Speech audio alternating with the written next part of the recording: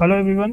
तो हमारा एनालिसिस शुरू करने के पहले ये फ्लोपो बिजनेस न्यूज़लेटर है। इसी न्यूज़लेटर से हम आजकल अपने सारे एनालिसिस करते हैं और बहुत ही हाई क्वालिटी न्यूज़लेटर है। हमारे जो लेटेस्ट वीडियोस में जो आप डॉक्यूमेंटेशन देखते हैं वो यही लोग बनाते हैं। अगर आप लोग एफर्ट कर सकते हैं तो ज़रूर ले लीजिएगा, बहुत अच्छा न्यूज़लेटर है। चलिए तो फिर शुरू करते हैं। तो फिर अभी अपन डिस्कस करने वाले हैं लिंकन फार्मास्यूटिकल्स लिमिटेड को। इनके ऊपर रेड फ्लैग रिपोर्ट निकाली है फ्लोपो बिजनेस ने। तो चलिए देखते हैं। तो सबसे पहले क्या क्या इन्होंने बताया है वो समझते हैं। तो रेड फ्लैग में इन्होंने कहा है ऑडिटिंग कंसर्न्स हैं रिगार्डिंग ट्रेड रिसीवेबल्स। ठीक है, पहले ये समझ लेते हैं थोड़ा सा कंपनी करती क्या है। तो कंपनी क्या है, फार्मास्यूटिकल कंपनी है, नाम से ही क्लियर है वैसे तो, है ना। तो अब यहाँ पर आ जाते हैं, रेड फ्लैग क्या है, ऑडिटिंग कंसर्न्स हैं ट्रेड रिसीवेबल्स को लेकर के। सिग्निफिकेंट रेड फ्लैग मानते हैं ये लोग इसको, जिसमें existence and recoverability of trade receivables. ठीक है, substantial portion of the company's total asset tied up to outstanding payments on customers. तो ये थोड़ी सी प्रॉब्लमेटिक बात है, आउटस्टैंडिंग पेमेंट्स से टाइड अप है। उसके बाद chronic stagnation in growth metrics. चलिए तो फिर chronic stagnation in growth metrics. While the broader pharmaceutical sector has seen dynamic expansion, the company struggled with underwhelming revenue and profit growth over several years. Its earning trajectory has been described as flat or lagging, failing to keep pace with the industry peers or wider market benchmarks. This suggests the company may be losing market share or failing innovative effectively. तो ये चीज़ें हैं जो chronic growth matrix में stagnation है, ये बता रहे हैं कमी है ग्रोथ मतलब ग्रोथ मैट्रिक्स ठीक नहीं है अभी।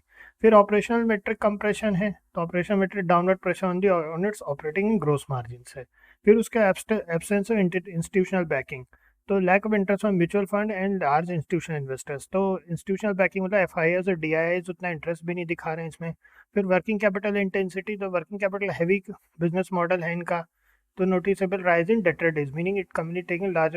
तो इनएफिशिएंसी ऑफ जो शॉर्ट टर्म बोरोइंग और स्लो का जो है वो inefficiency can lead to reliance on short term borrowing. Short term borrowing इनको करनी पड़ सकती है, जिससे कि ऑपरेशनल एक्सपेंशन स्लो डाउन हो जाएगा। तो स्मॉल कैप वॉलिटिलिटी की बात कही है इन्होंने, regulatory and compliance risk, high competitive landscape और optimistic projections versus historical reality. तो ये एक और चीज़ इन्होंने कहा, एम्बिशियस रेवेन्यू माइलस्टोन है, there fall short of this goals. ठीक है, तो ये चीज़ें हैं। और अगर इसको डिटेल में पढ़ना है तो आप इनका न्यूज़लेटर जरूर ले लीजिएगा, काफ़ी अच्छा न्यूज़लेटर है, पढ़ने लायक है और काफ़ी बढ़िया हमें फ़ायदा कर रहा है। तो चलिए अब अपन इधर देख लेते हैं। इधर अपने को समझ में आता है 29 करोड़ का यहाँ पे नेट प्रॉफिट हो रहा है। उसके पहले 24 करोड़ का ऑपरेटिंग प्रॉफिट था। 24 करोड़ के इस ऑपरेटिंग प्रॉफिट में अगर अपन देखें तो हम देख सकते हैं कि ओवरऑल प्रॉफिट बिफोर टैक्स 35%, 18% का टैक्स पर रेट है इनका। और नेट प्रॉफिट की बात करें 29 करोड़ का है। ठीक है, चलिए अब अगर आ जाते हैं ईयर ऑन ईयर बेसिस पर बात करें तो 82 करोड़ का यहाँ पे ईयर ऑन ईयर बेसिस पर है। ऑपरेटिंग प्रॉफिट 102 करोड़ का है। ठीक, चलिए अब अपन आ जाते हैं इनके कैश फ्लो पे। बहुत इंपॉर्टेंट, कैश फ्लो पे 93 करोड़ का ऑपरेटिंग एक्टिविटी से कैश फ्लो है, जो कि 63 करोड़ से बढ़ा है। बाकी दोनों जगह नेगेटिव। अगर अपन थोड़ा सा इसको एक्सपेंड आउट करें तो प्रॉफिट ऑन ऑपरेशन है 105 करोड़ का। 105 करोड़ का रिसीवेबल -5 -2।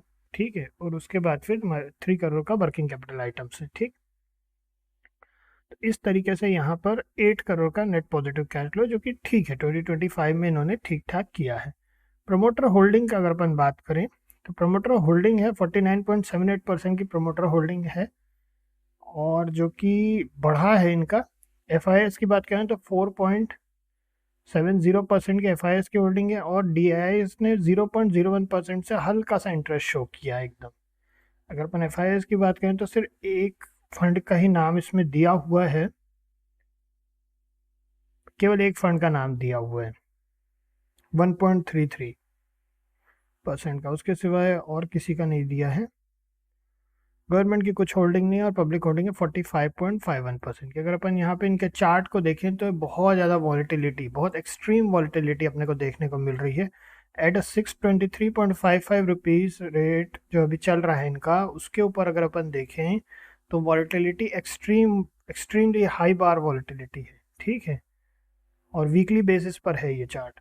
तो इतना ज़्यादा वॉलेटिलिटी में सावधान रहना बहुत ज़्यादा ज़रूरी है। ओवरली एक्साइटेड होकर के इसमें एंट्री करना बहुत ही ज़्यादा रिस्की हो सकता है अभी इसमें और फॉल आए, क्योंकि यहाँ से एक और ऑर्डर ब्लॉक रेजिस्टेंस है। और बाकी ओवरऑल देखें फाइनेंसेस वगैरह ठीक हैं। अगर अपन इनके भी रेड फ्लैग की बात करें तो देखिए स्मॉल कैप वॉलेटिलिटी की बात कही है और रेगुलेटरी रिस्क कंप्लायंस हैं। तो ये जो रेगुलेटरी कंप्लायंस वगैरह हैं इसको अपन थोड़ा सा एक नेक्स्ट रिपोर्ट आने तक का वेट करेंगे। अगर मान लीजिए अगली रिपोर्ट अच्छी आती है तो फिर हम इसमें आगे बढ़ेंगे। और हाईली सजेस्टेड है इनका न्यूज़लेटर, अगर आप लोग एफर्ट कर सकते हैं ज़रूर लीजिएगा। बहुत अच्छा इनका रिपोर्ट रहती है, फास्ट पढ़ने में भी ईजी रहती है और फ़ायदा भी करती है, क्योंकि अगली रिपोर्ट अगर इनकी अच्छी आती है तो we can consider this stock as investable. But अभी तो इसमें काफ़ी ज़्यादा वॉलेटिलिटी है, बहुत लंबे लंबे यहाँ पे बार्स बन रहे हैं, तो इनसे केयरफुल रहना अच्छा रहेगा। तो फिर नेक्स्ट मिलते हैं फिर आप लोगों से, देखते हैं आगे की रिपोर्ट में क्या होता है। चलिए।